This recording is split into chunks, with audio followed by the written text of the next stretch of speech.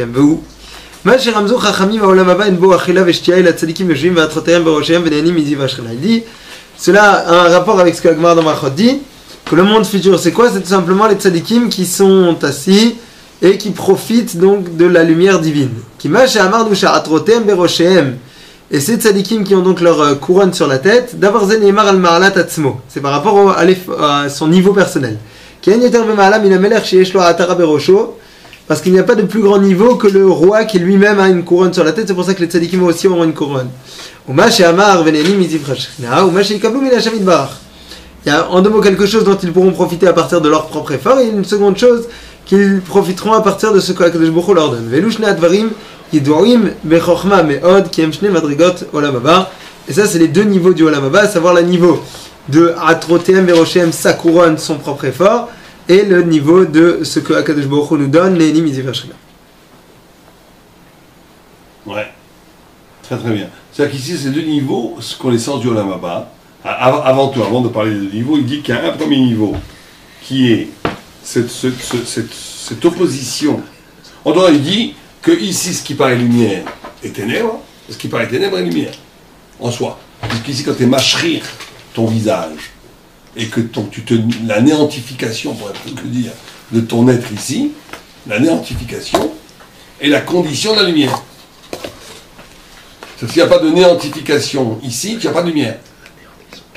Tu ne peux pas arriver à la lumière de Dieu, à la lumière de la vérité, si tu ne fais pas un travail de néantification,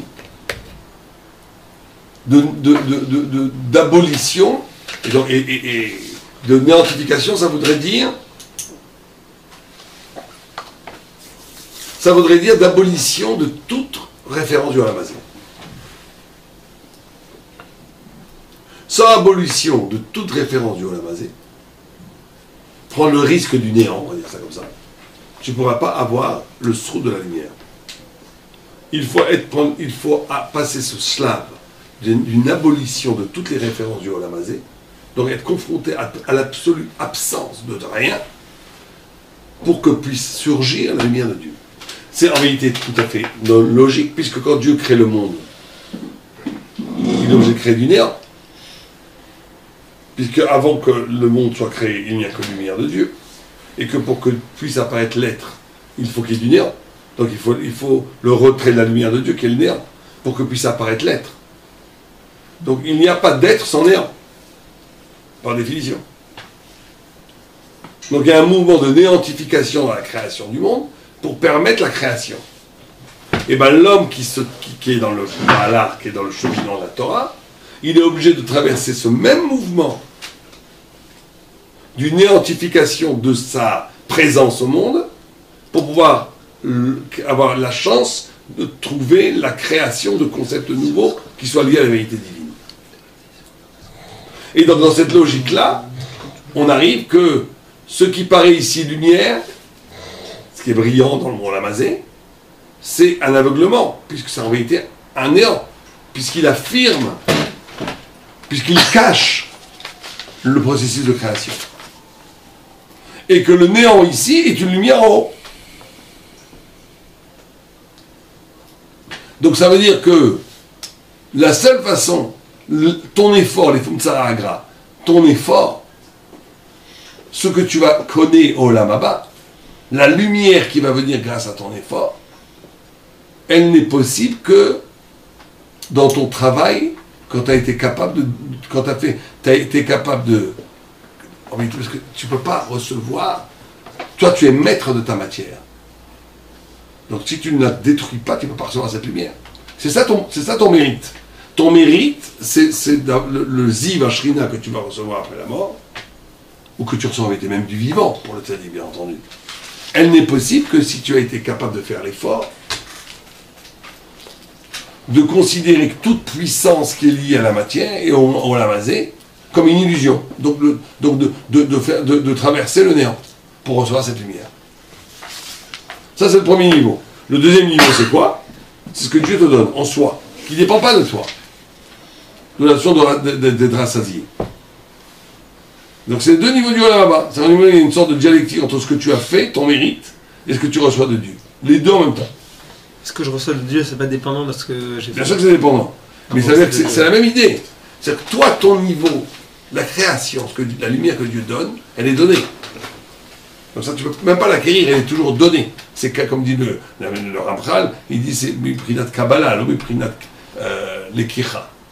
La Chochma, à un certain moment donné, elle est donnée par Dieu. Toi, tu fais toujours presque un travail du négatif. Tu fais un travail de néantification de ce qui t'empêche de comprendre. Et après, Dieu te donne la lumière pour comprendre. Et donc, ton mérite à toi, c'est d'avoir été capable de détruire cette identification au lamazé, qui était, soi-disant, qui brillait comme une lumière ici, mais qui était l'aveuglement et la négation du néant qui permet l'irruption du don de la lumière qui est donnée par Dieu. C'est pour ça qu'il y a les deux niveaux là bas. Il y a ton niveau où tu as fait le travail. Ça c'est à toi de chercher la vérité. Et donc de ne pas te satisfaire de la structure de l'être telle qu'elle est. Et cette recherche de la vérité, elle passe toujours par le néant. Donc par un moment de doute extraordinaire, par une abolition de certitude, par un errement de questionnement, toutes ces choses-là qui sont de l'ordre de la négation. Et qui permettent le néant. Mais ce néant qui est un trait de purification permet le don de la lumière de Dieu. Pour ça et l'Olam Haba, on objectivise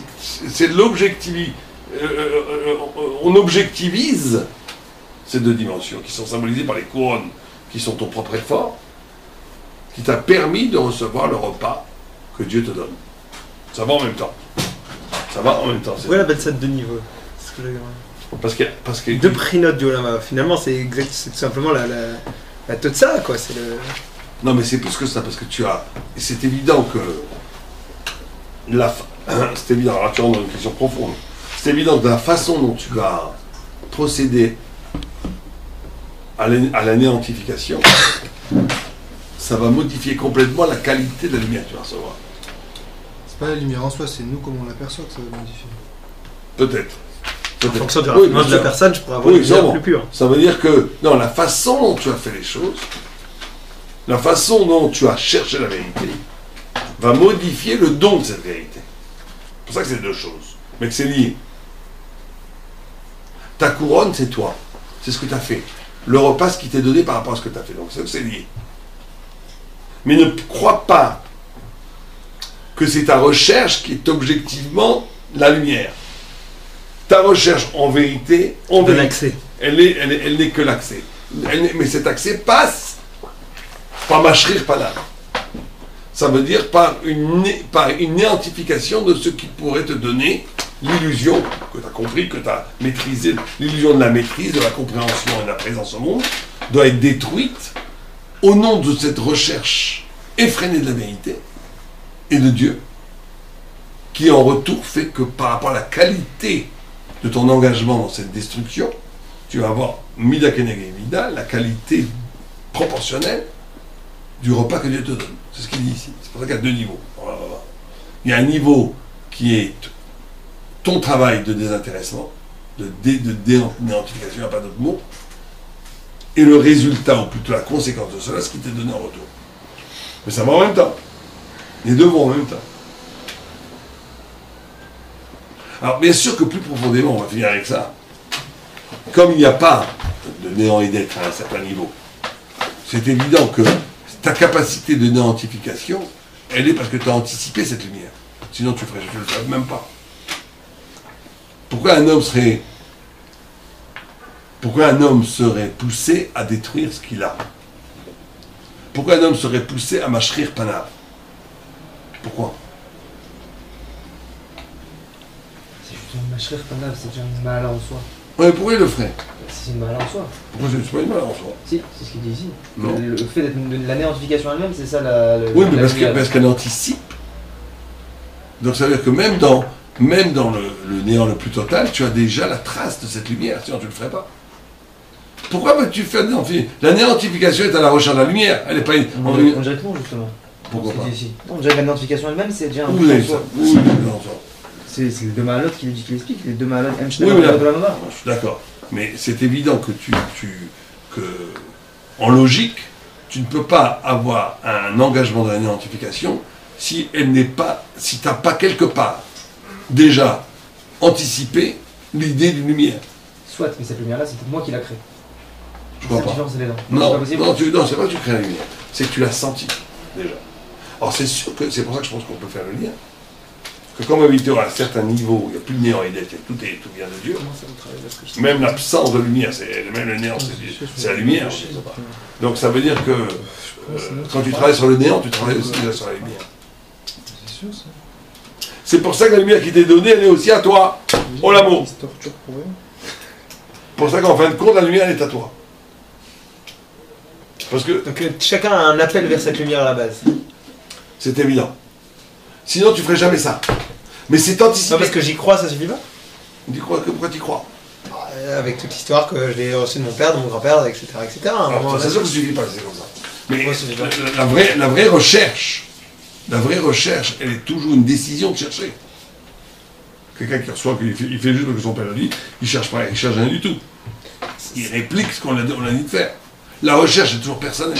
Qui a dit que cette décision de chercher, elle a besoin d'être... elle a un point de départ qui est l'appel de la lumière. Parce que ma décision de recherche, elle dépend obligatoirement d'un appel de la lumière. Ouais. Pourquoi? Parce que non, tu ne rechercherais pas. Tu serais dans l'évidence de ce que tu as. Tu restes une BMA tranquille. Pourquoi tu veux te chercher quoi que ce soit? Il faut bien comprendre qu'à un certain niveau, il n'y a plus de néant et d'être. C'est-à-dire que le néant lui-même est une figure de la volonté de Dieu. Et l'être aussi. Donc l'être devient néant et le néant devient être. Donc tout ça c'est un. À un certain niveau, bien entendu. Donc déjà, quand tu fais ce travail de néantification, tu en vérité, tu ne le fais que parce que tu as anticipé la lumière. Cette anticipation de la lumière, c'est les couronnes lumineuses que tu as. C'est de la lumière, en réalité. Parce que sinon, je ne l'aurais jamais fait, pourquoi tu veux le faire? Ça veut dire qu'il y a quelque chose de magnifique dans la Ruchniut, c'est que tu peux être à un niveau beaucoup plus haut que t'es. C'est-à-dire que tu peux être à un certain Shabbat, certains moments, certaines filas, tu peux être à un niveau beaucoup plus haut que t'es. Par ce principe d'anticipation. Parce qu'il y a une trace de la sublimité de chacun, c'est-à-dire du but de chacun, qui est déjà présent dans le néant. C'est ça qu'il faut bien comprendre. C'est pour ça qu'à des moments, on peut être beaucoup plus grand qu'on est. L'homme est capable d'actes des fois qu'il étonne lui-même. D'où ça vient, il ne sait même pas. C'est contre tous ses caractères, tous ses midot, tout. Mais à ce moment, il a fait ça. Pourquoi c'est la trace? C'est cette lumière qui est présente dans le néant. Bien, on va arrêter là.